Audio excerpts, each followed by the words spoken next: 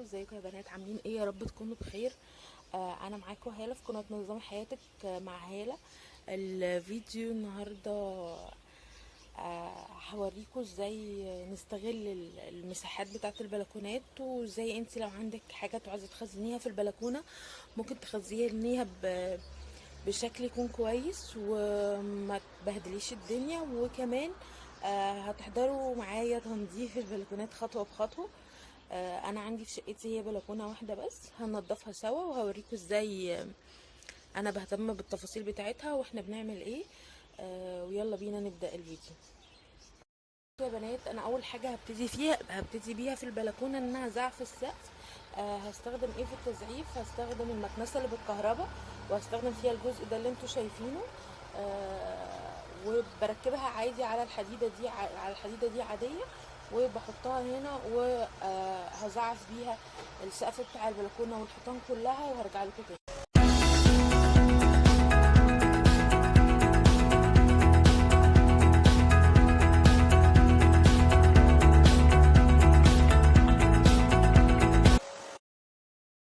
تاني جزء يا بنات هبتدي فيه وهو سور البلكونه.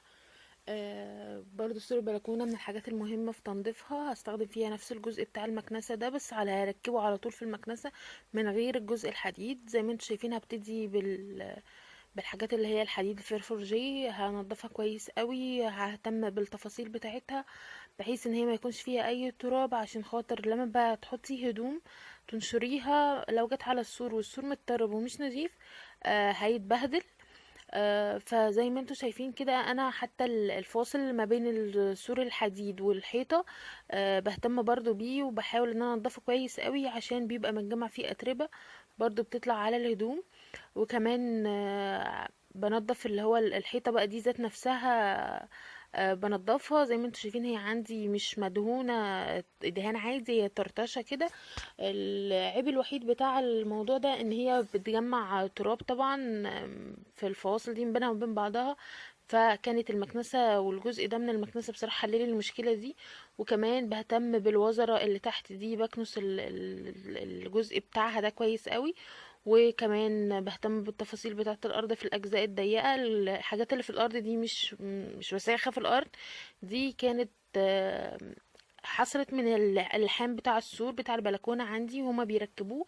عملت الحاجات دي، ويا ريت يا بنات لو حد يعرف دي يطلعها ازاي يقول لي، لان انا سالت كذا حد محدش يعرف. الجزء التاني بقى بعد ما خلصنا ولمينا الاتربه هنلمع بفوطه عاديه بميه.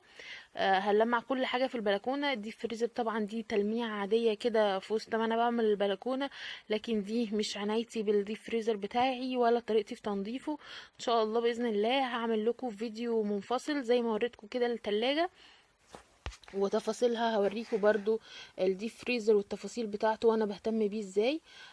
بس مفيش مانع ان وانا بنضف البلكونه كده اعدي على الديب فريزر، لان انتوا زي ما انتوا شايفين هو محطوط في البلكونه، فبتبقى الدنيا تراب قوي و الحاجات دي بتتبهدل بسرعه. طبعا الميه دي انا مش هسيبها، الميه دي انا هجيب فوطه ناشفه دلوقتي وهلمعها كويس جدا وهخليها زي الفل. طبعا بعد كده خلصت انا الديب فريزر ولمعت كل حاجه الحمد لله، الدنيا زي الفل. وحتى الالوميتال عملته بالمكنسه وبعد كده عملته بفوطه بميه بخل وبقى زي الفل. وهنا عندي الديب فريزر زي ما انتم شايفين انا حاطه اللي هي الجزء ده، دي كانت ستاره قديمه للبلكونه انا غسلاها وزي الفل وحطاها على الديب فريزر عشان تحميهولي شويه من التراب اللي بيبقى، وعشان الشمس لو جت عليه شمس. والجزء ده زي ما انتوا شايفين بصراحة ده انقذني من الحاجات اللي رتبت لي ونظمت لي البلكونة. كانت كل الحاجات اللي فيه دي عبارة عن كانت كلها عبارة عن بوكسات محطوطة فوق الديب فريزر، وكان منظرها مش حلو. زي ما انتوا شايفين كل حاجة دلوقتي موجودة في رف بشكل نظيف ومنظم. الجزء الأخير ده أنا حاطة فيه قطعة قماش بحطها لابني ياكل عليها لما ببقى بلعبه في الشمس عشان خاطر عظمه. فبصراحة هي لمت لي حاجات كتير وأنا بحبها وخليت لي كمان البصل والثوم مش يبوظوا بسرعة، بيبقوا محتفظين بشكلهم. في الجزء اللي ورا ده فيه كده شنطة من بلاستيك مقوى بحط فيها كل الحاجات الزيادة عندي، سواء مثلا كان عندي اسمنت او جبس او حاجات انا كنت مثلا في تصليحات موجودة في الشقة غير اي حاجة من الحاجات دي بحطها في الشنطة دي.